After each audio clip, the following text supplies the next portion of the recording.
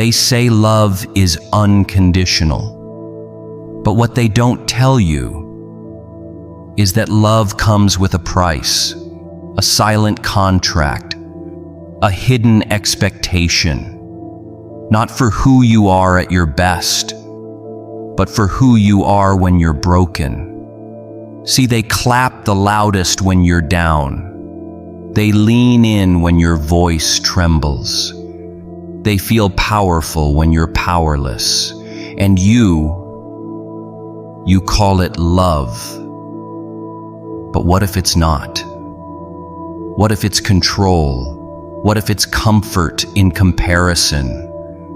What if they only keep you close because your brokenness makes their reflection look whole? You think they stay because they care? No. They stay because your cracks make them feel strong, because your confusion makes their chaos feel normal, because your silence makes their ego roar. And you're just trying to breathe, trying to make it through another day with your head above water, while they sit back and call it support, when in reality, they're just watching you drown. They don't love the healed version of you, the one who speaks with clarity, the one who says no without guilt, the one who no longer bleeds for everyone who cuts them. They loved the version of you that didn't know better, the one who always answered the call, the one who said, "I'm fine," when your world was collapsing.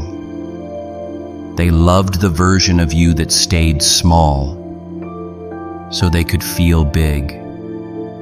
Because when you were broken, you were predictable, you were safe, you were easy to manage. But then something happened. You started to rebuild, piece by piece, breath by breath.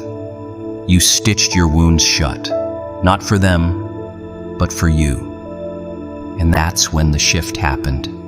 Suddenly, your strength became arrogance. Your boundaries became selfishness. Your silence became coldness. They said, "You've changed." But what they meant was, you're no longer easy to control. Because when you started choosing yourself, they felt the power slip from their hands. Let's be honest. They loved your trauma, as long as it kept you close. They loved your pain, as long as they weren't the cause. They loved your loyalty, as long as it didn't come with standards. But once you set the bar, once you stopped explaining yourself, once you stopped apologizing for your growth, they turned on you. Because the healed version of you, that version doesn't ask for permission. That version doesn't dim their light to keep others comfortable. That version walks into a room and owns it, not with arrogance, but with presence. You started speaking up. You started saying no. You started leaving when peace was no longer on the table. And suddenly the people who loved you didn't love you anymore. Because it was never love, it was dependence, it was convenience, it was comfort in your weakness. You see, people don't fear your pain, they fear your power. They don't mind your brokenness, they mind your healing. Because healing means detachment, healing means self-respect. Healing means letting go of what no longer serves your growth. And sometimes that means letting go of them. They say you've become so distant. You've changed. You're different now. And damn right you are. You're no longer bleeding just to keep the peace. You're no longer bending until you break. You're no longer carrying everyone else's weight while your knees buckle. You've risen. and it scares the hell out of them, because they never expected you to stand up, to rise from the ashes they buried you under, to find light in a world that kept trying to smother it. But here you are, breathing, thriving, unapologetically alive. This world, it'll try to convince you that you're hard to love once you heal. It'll say you're too much, too bold, too intense, too focused. But don't shrink. Let them choke on the new version of you. Let them whisper. Let them twist the story. Because deep down they know they lost access to the version of you who lived for their validation. You don't need to prove anything. Not to them, not to anyone. Your worth is not up for negotiation.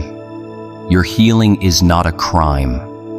And every scar on your body, every crack in your soul, is not a weakness.